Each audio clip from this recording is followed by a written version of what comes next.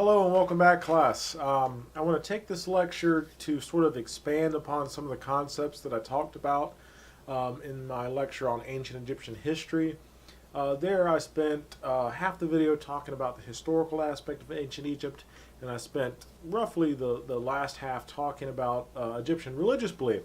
So I wanted to take some more time to talk about Egyptian religion, especially since the article that I'm going to have you read is going to relate a great deal to Egyptian religion, sort of what's considered traditional Egyptian religion. Now, you're going to be reading a piece on Akhenaten, who radically reforms the Egyptian religious tradition. So, in order to understand just how radical that reformation is, you have to understand what he is reacting against, the sort of traditional assumptions of Egyptian religion.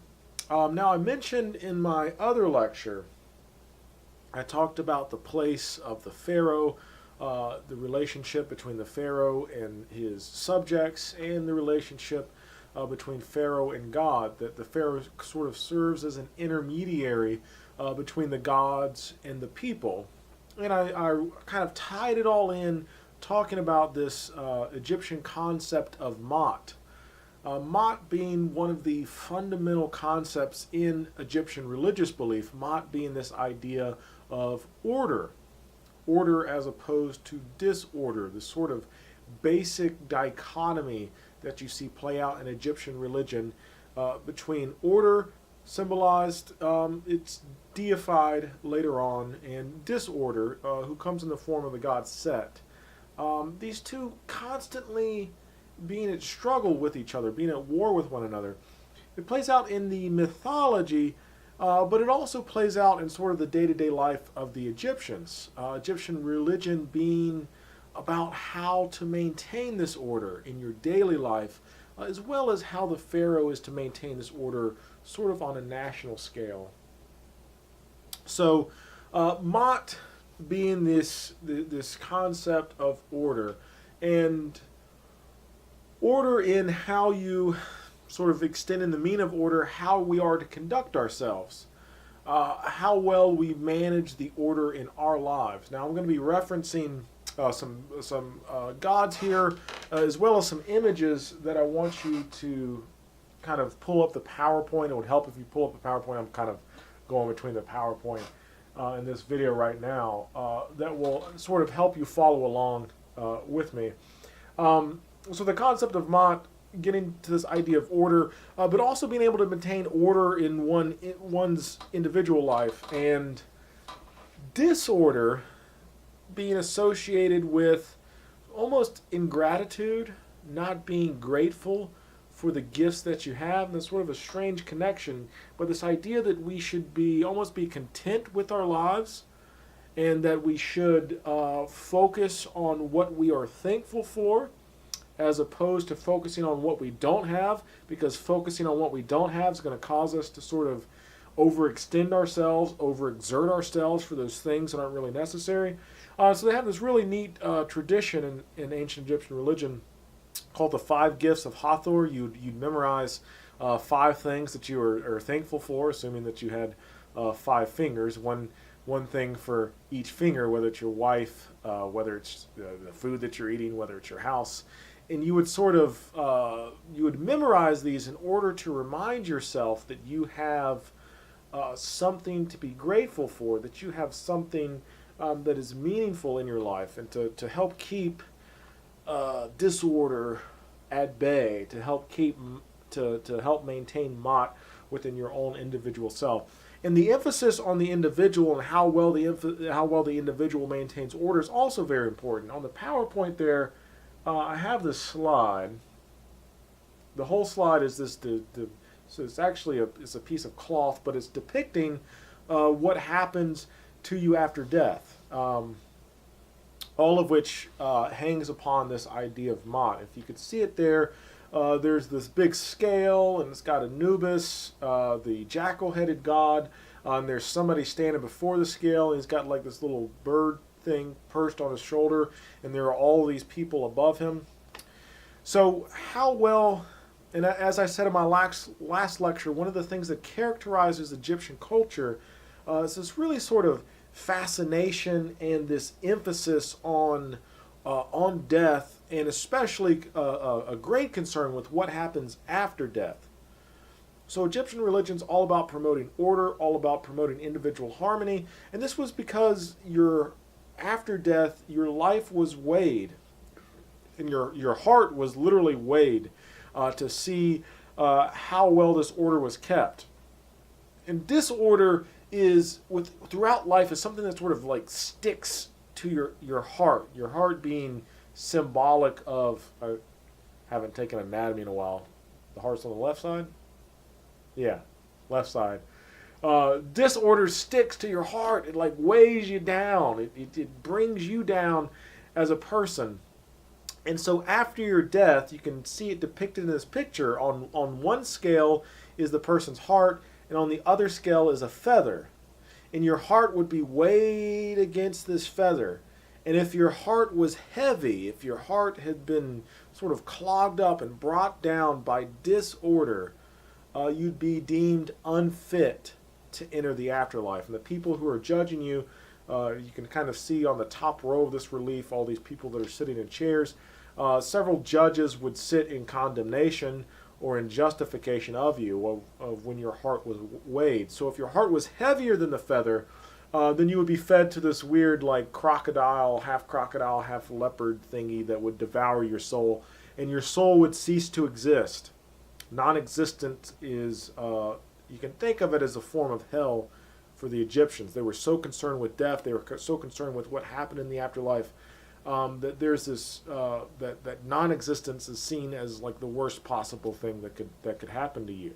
And if order wasn't managed in your life, if disorder crept over you, then non-existence was the fate that awaited.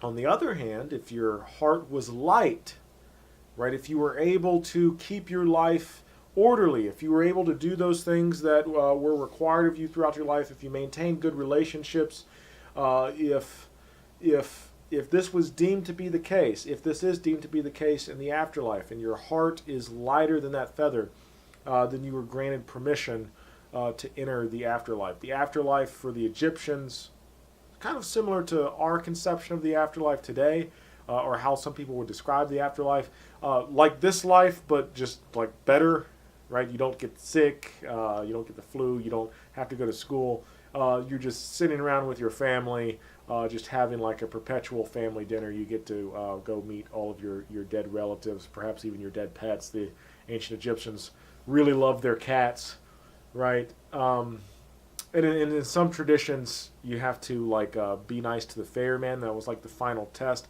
Like there was like this ferryman that granted you access to the afterlife. He had to like ferry you across the river, but he would be like a real jerk to you. And the test was you had to like maintain that disorder in that relationship. So you had to be like nice and comforting to the person. You'd be like, all right, well, I'll take you to the afterlife now. So that picture there is depicting what they believed happens in the afterlife, being a reflection of what you did in this life. This idea that the afterlife, that you will be judged immediately upon death, and that the afterlife in a sense will be an extension of this life, that this life is somehow preparing you for what's to come, for what's going to happen next. And I wanted to tell you just a little bit about some of the Egyptian myths, some of the stories that go along with the ancient Egyptian religion, just to give you some context, just to give you some flavor to go along here. One of the primary creation stories of the ancient Egyptians, very similar to other creation stories, especially the ones that we counter in ancient Mesopotamia, as well as within the Hebrew tradition, not necessarily meaning that there's a connection, but one of the creation stories that's most popular in ancient Egypt. So we start off and there's nothing but just water. The earth is nothing but ocean. And this idea of like a watery depth, this idea of this sort of primordial watery chaos is that sort of unifying element that you find throughout Mesopotamian, Hebrew, and Egyptian religion. The idea that in the beginning there was just this watery chaos of the earth. There was no land. It was just chaotic, deep, primal water that was just moving all about in a chaotic fashion. Well, the Egyptian creation story says that in the beginning you have this watery chaos, but it's out of this chaos that this hill arises, a hill, like a sand hill, that's called Ben Ben. And you can actually see, I put a picture depicting this creation story. You can see Ben Ben arising out of the watery chaos.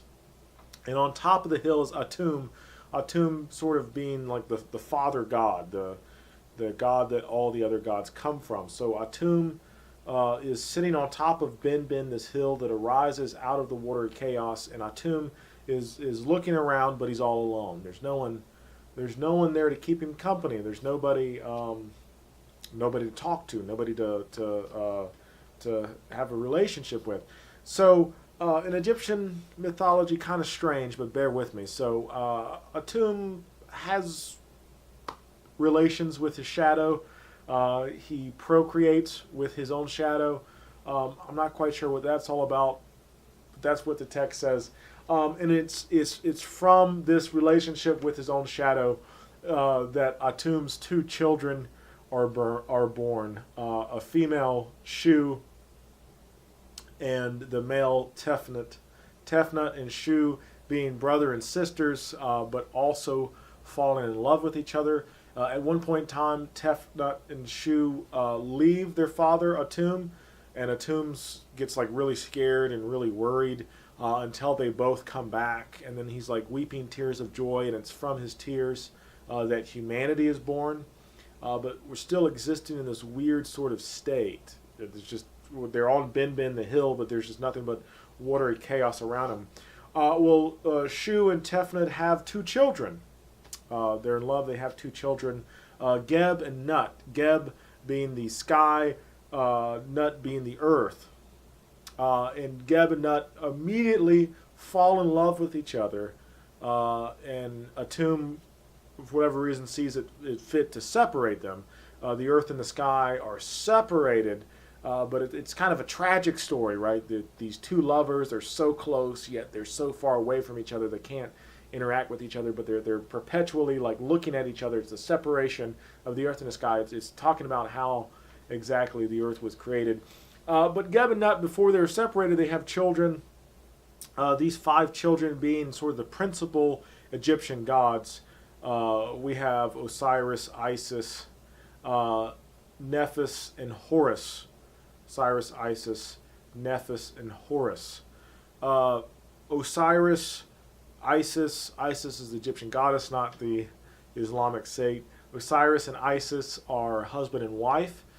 And Osiris's sort of perpetual enemy is Set. Set is sort of the embodiment of chaos. He's the embodiment of this watery chaos. And Osiris and Set are constantly going back and forth with one another. Horus is actually the son of Isis and Osiris. And this is brought about by a conflict that Set has with Osiris. Set doesn't like Osiris. As a result, he plots out his demise. So the myth goes that Set invites Isis and Osiris to his dinner party, where Set has built this coffin. And Egyptians, as you probably know, really love their coffins, really love their burial sites. And so he has this coffin, and he says, look, whoever fits best in it, they can have the coffin. The coffin's made of solid gold or whatever. So Osiris gets in the coffin, he does his pose or whatever, and he fits perfectly, and Set slams the coffin door and binds him up and takes him away, and Isis is really upset. But Isis is able to get him back, but Set realizes that Isis gets him back, and so Set foils her plan again. This time he captures Osiris and chops him up into I think it's 47 different pieces. These 47 different pieces representing the 47 different providences of ancient Egypt at the time. So he captures Osiris, chops him up, and then throws his body parts all around Egypt. And Isis has to go and put him back together. She's considered to be the goddess of medicine, the goddess of healing. So she brings Osiris back and heals him. There's a problem, is that one of Osiris's body parts is missing. That body part being his manhood. is gone. It was thrown into the Nile and a fish ate it. Listen, I wouldn't make this stuff up. Okay, it's there. You can go read about it. It's a bit, it's a bit strange, but there's a purpose behind it. So she has to make his manhood for him, and